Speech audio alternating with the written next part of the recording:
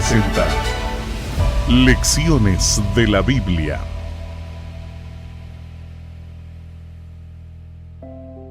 Es un gusto volverlos a saludar para presentar el resumen de la lección número 5. Estamos estudiando acerca del amor y la justicia de Dios. Un tema interesante es el de esta lección, porque cuando hablamos de amor, siempre pensamos que Dios es amor y eso es lo correcto, y entonces pensamos que el amor de Dios es grande y se tienen algunos mitos de pensar que Dios pues siempre va a actuar amorosamente, que Dios nunca castiga, que Dios nunca va a actuar con ira, que Dios nunca va a proceder en contra de los seres humanos, sino que Dios siempre va a ser permisivo. Pero la lección de esta semana tiene ese título, la ira del amor divino, y debemos estudiar.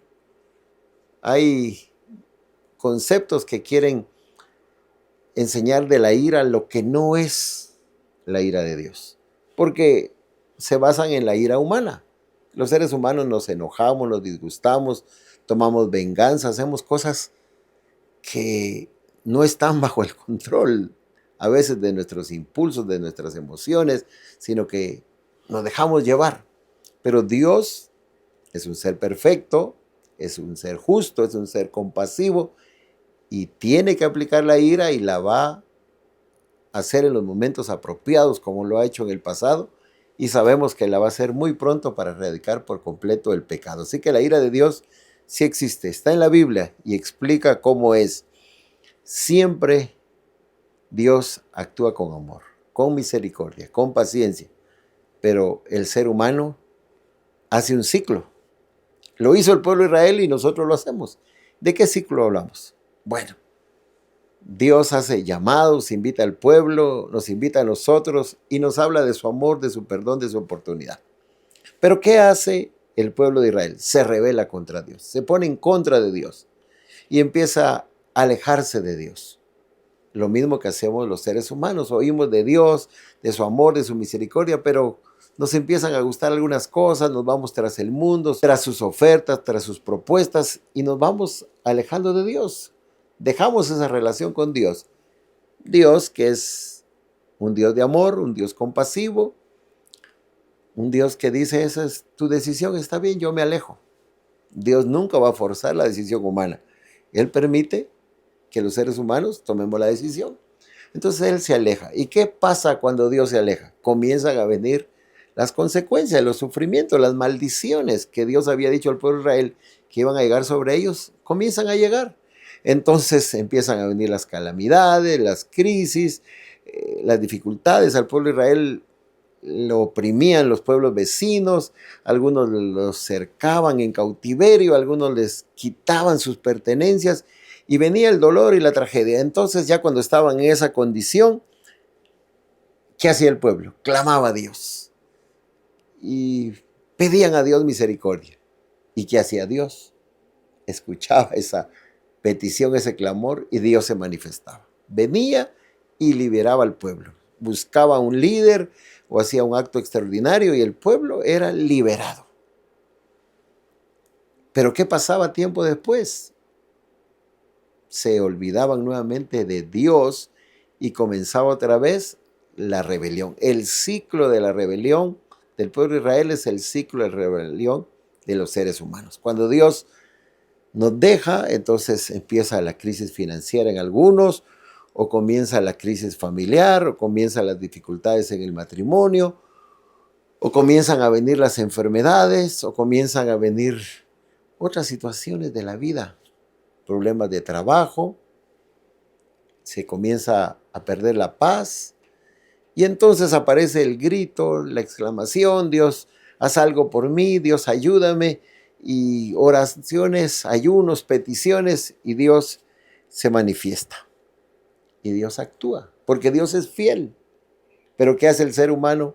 Otra vez se aleja de Dios. El libro de Esdras habla de eso porque él dijo que los padres de los israelitas se habían alejado de Dios. Provocaron a ira a Dios. Se fueron tras ídolos, se fueron tras dioses paganos. Algunos de ellos hasta sacrificaron a sus niños a los dioses paganos. Hicieron alianzas con los pueblos paganos. Entonces provocaron a ira a Dios.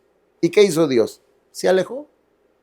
Y entonces llegó el rey de Babilonia y se los llevó cautivos. Y ya pasaron muchos años en cautiverio. Allá sufrían las consecuencias de sus errores, pero Dios tuvo compasión de ellos. Y Dios los sacó y les dio nuevamente la libertad de ser un pueblo, y a su debido tiempo también condenó a Babilonia por haber sido un pueblo opresor hacia Judá. El ciclo de rebelión se repite. Tenemos un Dios que es compasivo, un Dios que es misericordioso y un Dios que es fiel a sus promesas. Y aunque el pueblo rompe el pacto y aunque el pueblo se aleja de él, Dios es compasivo.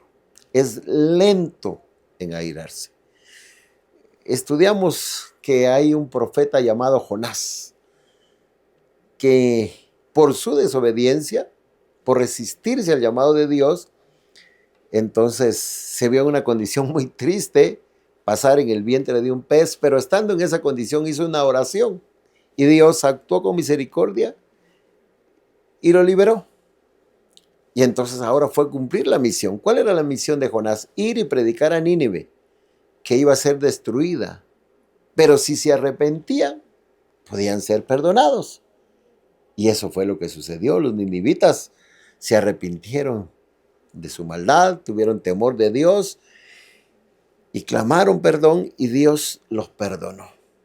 Jonás se había colocado en primera fila, en el asiento mejor para ver desde una montaña cómo iba a ser destruida Nínive. Jonás esperaba que Dios enviase fuego y destruyera la ciudad de los ninivitas. Él los odiaba porque eran un pueblo opresor. Y cuando no sucedió, entonces Jonás le reclama a Dios, le dice, yo ya sabía que tú eras así. Por eso yo no quería venir, por eso yo mejor me fui a Tarsis. ¿Para qué me envías a esta misión si al final los vas a perdonar? Yo ya sabía que tú eras misericordioso, yo ya sabía que tú eras compasivo, yo sabía que tú eras clemente y yo sabía que tú eres lento para irarte. Yo ya sabía que tú ibas a cambiar de parecer si ellos se arrepentían. Jonás sabía quién era Dios. Y Jonás sabía que ese Dios lo había perdonado a él, pero no quería que perdonara a los ninivitas. Si nosotros hemos recibido de gracia, demos de gracia. Si nosotros hemos sido perdonados, si nosotros hemos visto la compasión de Dios a nuestra vida, la hemos experimentado, entonces también sintamos compasión por los demás. Ellos también necesitan. Y Dios mostró en este acto que Él es un Dios que ama a todos. Porque así como tenía a su pueblo de Israel y lo ayudó muchas veces también, si los asirios y su capital Nínive se arrepintieron, entonces Dios también tuvo misericordia de ellos. La ira de Dios se va a manifestar cuando las personas lo rechazan totalmente. Pero cuando las personas piden clemencia, entonces la ira no viene. Dios es lento para irarse. Así lo dijo Jonás y así sabemos porque está escrito. La ira de Dios también debe entenderse como la indignación justa. ¿Qué es la indignación? Bueno, es cuando alguien se molesta, cuando alguien se disgusta, cuando alguien le incomoda lo que está sucediendo y especialmente cuando se está oprimiendo a las personas. Y ya sabemos que la ira de Dios se manifiesta cuando está sufriendo su creación, cuando es oprimida, cuando es tratada con crueldad. Entonces la ira de Dios se manifiesta. La indignación de Jesús es lo que sucedió cuando Él estuvo en esta tierra. Y Jesús se indignó, se molestó, azotó con una cuerda y las personas reaccionaron. ¿Quiénes? Los mercaderes, los cambistas, los que en el templo de Dios tenían su negocio. Ahí vendían animales para los sacrificios, ahí cambiaban monedas y ellos habían vuelto eso un mercado. Y Jesús dijo, es una cueva de ladrones esto. ¿Por qué ladrones? Porque hacían negocios incorrectos. Los animalitos que debían ser ofrecidos, ellos los vendían y los vendían a unos precios altos y los que estaban generando ganancias para sí eran los sacerdotes, los líderes espirituales. Y habían personas muy pobres que necesitaban recibir un animalito para hacer el sacrificio. Ellos no lo ayudaban. Ellos solo veían sus propios intereses, sus ganancias. Y me conviene esto, entonces sí. Y a Jesús le indignó eso. Por eso expulsó del templo a todos los vendedores, a los compradores, y también volcó las mesas y las monedas seguramente corrieron y los animales también. Y la gente se sorprendió, porque habían visto un Jesús siempre amoroso, siempre compasivo. Nunca habían visto esta faceta de Jesús, pero era una indignación justa. Sus discípulos, que conversaban con él, comían con él, y que tal vez se quedaron sorprendidos cuando Jesús hizo esto, tuvieron su propia experiencia, porque llegaban madres y pedían que Jesús tocase a sus niños. Y las madres seguramente hacían un viaje, decían, quiero tener el privilegio que Jesús bendiga a mi hijo. Pero los discípulos decían, no, no, no, no pasen. Y regañaban a las madres, no molesten al maestro. Dejen, el maestro tiene otras cosas más importantes.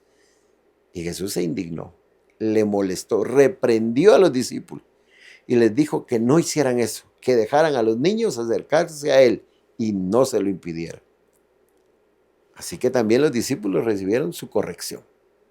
Los dirigentes espirituales siempre estaban en oposición a Jesús y querían ver si Jesús sanaba a un hombre que tenía una mano seca. Pero Jesús vio el corazón de ellos. Tenían un corazón duro, no eran compasivos, no tenían misericordia, no mostraban misericordia a sus semejantes. Aquel hombre estaba enfermo y Jesús les dijo, ¿es lícito sanar a un hombre en sábado? ¿Es lícito hacer el bien? Y los hombres quedaron callados. Jesús se indignó por la dureza del corazón, por la crueldad de los líderes espirituales de Israel. Jesús sanó a aquel hombre porque él sabía que esa era su misión y que eso era lo que aquel hombre necesitaba, sanidad. Así que la indignación justa, la ira de Dios es conocida como indignación justa. Lo que molesta, incomoda a Dios, lo que hace entre los seres humanos y que no es el plan de Dios. El Señor no es quien aflige a los seres humanos. Son consecuencias del pecado, de la desobediencia, de las decisiones incorrectas de los seres humanos que nos dejamos llevar tras las propuestas, ofertas e invitaciones de este mundo. Y después vienen las consecuencias, pero Dios actúa en favor. Pero no quiere que nosotros actuemos oprimiendo al necesitado o tomando decisiones que hacen sufrir a las personas. Los discípulos no permitían que los niños se acercaran a Jesús. Estaban tomando ellos la decisión, sin saber que a Jesús no le agradaba lo que ellos estaban haciendo. Así que cuidado, y nosotros tomamos una decisión que incomoda, desagrada a Dios. Dios no hace sufrir a las personas. Él ayuda a las personas, Él es compasivo con las personas. Y en este mundo hay injusticia, sí, por eso hay ira de Dios. En este mundo hay opresión, hay maldad. El pecado ha reinado, Dios odia el pecado, pero ama al pecador, entonces Dios no quiere que el pecado siga reinando, y por eso ya sabemos que hay una promesa que Dios va a eliminar el pecado, lo va a quitar de este mundo, y esperamos que eso llegue. Pero mientras ese día llega, que también es conocido como el día de la ira de Dios, o también el día de la venganza de Dios, en este tiempo nosotros no tenemos que tomar la venganza en nuestras manos. Muchas veces los seres humanos quieren tomar la venganza en sus manos, y las escrituras dicen que no debe ser así, porque Dios ha dicho, mía es la venganza y la retribución. Dios es justo, es perfecto, y si Él va a tomar venganza, Él lo hará con justicia. Los seres humanos no tenemos por qué tomar venganza en nuestras manos. ¿Qué puede pasar? Desencadenar una serie de acontecimientos, sufrimientos, dolor. Un ser humano va y toma venganza contra alguien que le afectó, y esa persona después otra vez viene, y así se va a volver una cosa muy grande y dolorosa. La Biblia nos dice que nosotros dejemos las cosas en las manos de Dios. No digas yo me vengaré. Espera en Jehová, confía en Jehová. Él es quien va a hacer la justicia en su debido momento, y lo hace en este tiempo. Y como dice las escrituras, de aquí a un tiempo también el malo ya no existirá. Tratarás de ver dónde estaba ese malo que actuó, que oprimió, que hizo crueldad. No existirá. Su lugar no estará, habrá desaparecido. En el día de la venganza de Dios, en el día de la ira de Dios, en el día de la destrucción, cuando Dios erradicará el mal. Y eso es porque Dios es amor. Y entonces el amor no puede permitir la crueldad, el sufrimiento, la violencia, la maldad. Entonces tiene Dios que erradicar el mal. Así que la ira de Dios es la respuesta a la crueldad, a la injusticia, a la maldad. ¿Cómo lo puede eliminar Dios? A través de su ira, será a través de la venganza. Esa está en las manos de Dios, ahí dejémoslo. Dios es quien va a actuar correctamente muy pronto. Nosotros, ¿qué tenemos que hacer? ¿Confiar en Jesús? Nosotros no estamos para recibir la ira de Dios si nos colocamos del lado de Dios. ¿Qué sucedió con el pueblo de Israel? Llegó el momento en que ellos hicieron un becerro de oro. Cuando hicieron ese becerro, Moisés bajó con las tablas de la ley y se le dio al pueblo la oportunidad de decidir si se quedarían entre los rebeldes, los que traicionaron a Dios, o si estarían del lado de Dios. Y aquellos que se colocaron del lado de la rebelión murieron, fueron destruidos por la ira de Dios. Pero no era que la ira de Dios estaba preparada para ellos, porque Dios no actúa por capricho, Dios no actúa por emoción para derramar su ira como lo hacemos los seres humanos. No, Dios es un ser consciente, hace algo determinado, no es impulsivo, sino que Dios ha decidido lo que va a hacer, ha establecido, ha dictado los tiempos, ha dicho al ser humano cuándo van a suceder y ha anticipado lo que va a pasar. Así que nosotros tenemos que creer en ese Dios que es compasivo, amoroso, y que si tiene que actuar un día con ira, es porque ya el ser humano lo ha determinado. Pero no es un Dios que esté haciendo eso continuamente, no. Son momentos determinados, porque Dios, que es lento para irarse, es paciente, pero también Dios es un ser justo. Si Israel y cometió el pecado del becerro de oro y aquellos seres que tenían la oportunidad de elegir decidieron, queremos quedarnos del lado de la rebelión, bueno, Dios aceptó su decisión y la ira de ellos cayó. Fue su decisión. Ellos dijeron, esto lo vamos a hacer, y así es. Dios no es permisivo para permitir que el pecado siga reinando y siga destruyendo y siga haciendo daño a su creación. Y es un ser todopoderoso, es un ser justo, es un ser que sabe en qué momento actuar y sabe del ciclo también de la rebelión, que cómo se repite esta, pero Dios, que es fiel, sabe en qué momentos va a actuar. Así que Él espera y da tiempo, da oportunidades, dice el ser humano lo que puede suceder, le advierte, y entonces el ser humano tiene el tiempo para tomar la decisión. Pero los seres humanos somos tercos, somos necios. Muchos de nosotros no razonamos y entendemos, no pedimos la dirección de Dios, detenemos la obra del Espíritu Santo, nos resistimos a los llamados, volvemos a la rebelión, y entonces Dios dice lo que está escrito en Crónicas: no hay más remedio, tengo que actuar. Así sucedió con el pueblo de Israel, así ha sucedido con muchos seres humanos, y así sucederá muy pronto, cuando llegue el día de la ira de Dios, el día de la venida de Jesús, cuando tendrá que destruir a los pecadores, de los cuales no quedará ni raíz ni rama, como dice la Escritura. Ellos han decidido estar del lado del pecado, ellos han resistido los llamados de Dios, ellos no quieren saber de Dios, ellos no quieren escuchar, y si saben algo lo rechazan, se rebelan, se ponen en contra. Entonces Dios es poderoso y debe ser conocido como un Dios amoroso, un Dios misericordioso, compasivo, un Dios clemente, un Dios lento para irarse, pero también un Dios que es justo, que practica la justicia y que va a erradicar el mal por amor a sus criaturas. Tiene que terminar con toda la maldad, la violencia, el sufrimiento que hay en este mundo, y entonces tener un mundo perfecto, que es lo que Dios está planeando para muy pronto podamos nosotros heredar ese mundo que Dios va a darnos, sin maldad, sin dolor, sin sufrimiento, sin lágrimas. Un mundo perfecto. Quédate pensando en algo que nos presentaba el estudio esta semana. ¿Qué pasaría si una madre que tiene una pequeña niña la ve en un parque y ve a un hombre que está allí acercándose a ella y queriendo afectar la vida de su pequeña hija, entonces, ¿qué hace la madre? ¿Se queda callada? ¿Se queda quieta? O como es una madre cristiana, va y lo que dice, voy a orar para que ese hombre no moleste a mi hija. No, la madre actúa.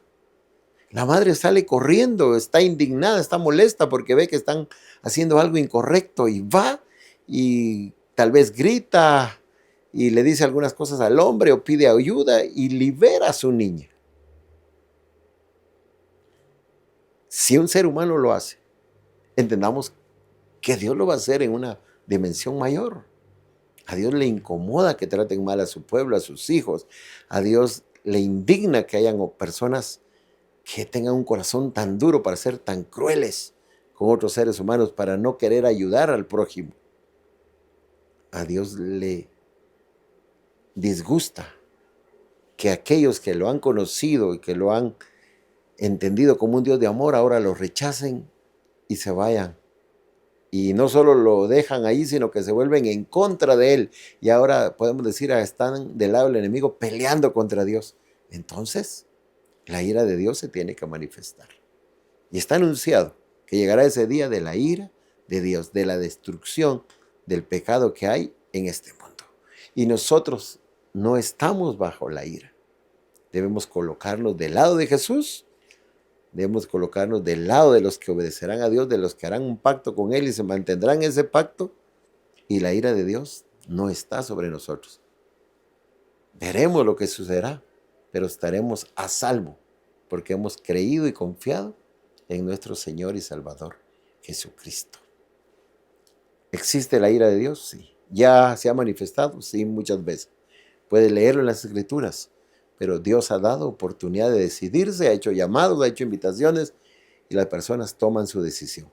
Y así será en el futuro cuando Jesús venga para erradicar el pecado.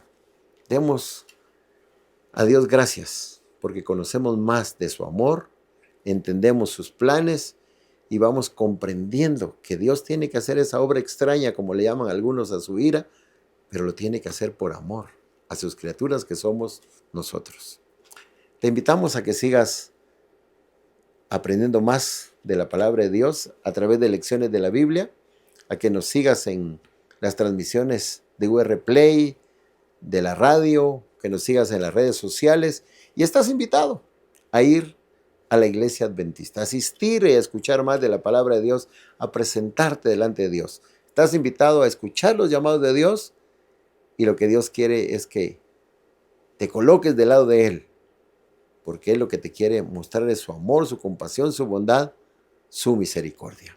Oremos para pedir a Dios que siga enseñándonos a través de su palabra y que nosotros actuemos conforme lo que estamos aprendiendo. Gracias, Señor, por amarnos. Gracias porque sabemos que eres un Dios de amor, misericordioso, compasivo, lento para la ira. Pero después de dar suficiente tiempo y oportunidades a los seres humanos, se tiene que manifestar tu ira. Porque llegará el momento en que ya no hay más remedio. Así sucedió con el pueblo de Israel, así sucedió con ciudades como Sodoma y Gomorra, así sucedió en otras ocasiones. Pero también vimos lo que sucedió con Nínive cuando se arrepintieron.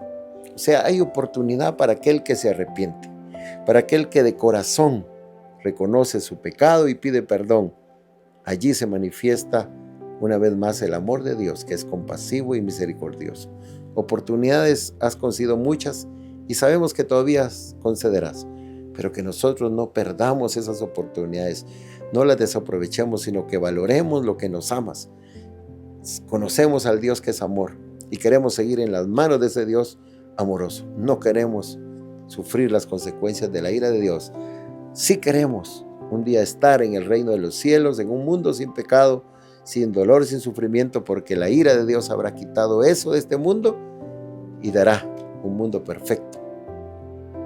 Un regalo maravilloso para los que creemos y hemos aceptado a Jesús como nuestro Salvador, a nuestro Dios Padre Celestial. Da tu bendición a cada uno. Lo estamos suplicando en el nombre de Jesús. Amén. Amén. Lecciones de la Biblia.